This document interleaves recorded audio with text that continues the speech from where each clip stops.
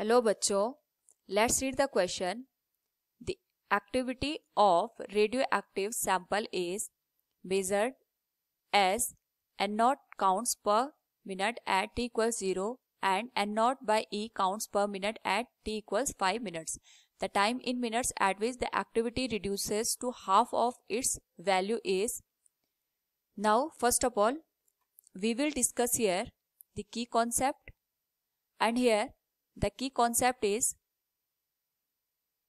activity of radioactive substance. तो जो radioactive substance है वो कितना यहाँ पे डिके कर रहा है विद रिस्पेक्ट टू टाइम, उसके रिस्पेक्ट में हम यहाँ पे एक्टिविटी को डिस्कस करते हैं। तो अगर हम बात करें number of undecayed element after half life, for half life अगर हम बात करें यहाँ पे हमें यहाँ पे निकालना है at which the activity reduces to half of its value is. तो इसको हम रिलेट कर सकते हैं n divided by n not equals 1/2 raise to power n। यहाँ पे जो n है अनडिकेड एटम है after the radioactivity, n हमें गिवन है total time period divided by half life.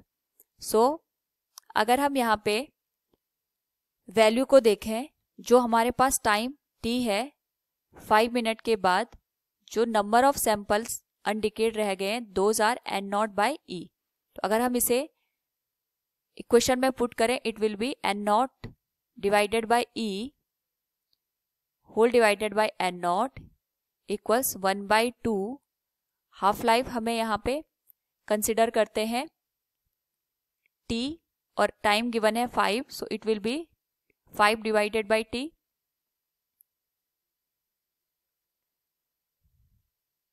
इस पर्टिकुलर केस को अगर हम आगे सॉल्व करें इट विल बिकम N0 से N0 कैंसिल हो जाएगा यहाँ पे और ये बन जाएगा 1/E इक्वल्स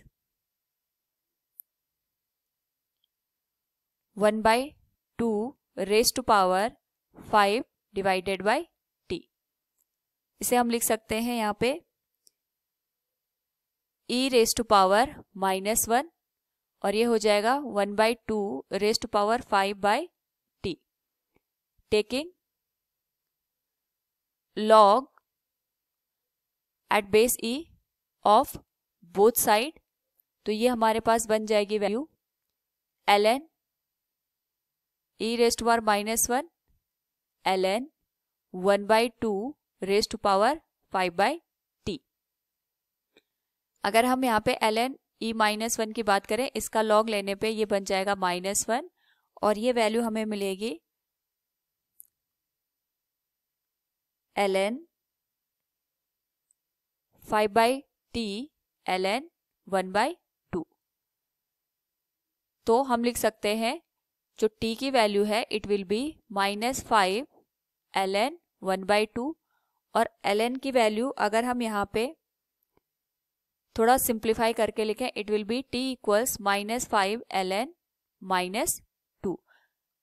तो ये वैल्यू हो जाएगी t इक्वल्स 5 ln 2। नाउ जो हमारे पास यहाँ पे टाइम पीरियड हमें मिला है 5 ln 2 it is on base e। हम इसे लिख सकते हैं यहाँ पे सिंप्लीफाई करके the half life of a given sample will be t equals 5 log E into 2. It will be the final answer. So we can say from the given option D will be the correct answer. Hope all you understood it. Thank you and best of luck.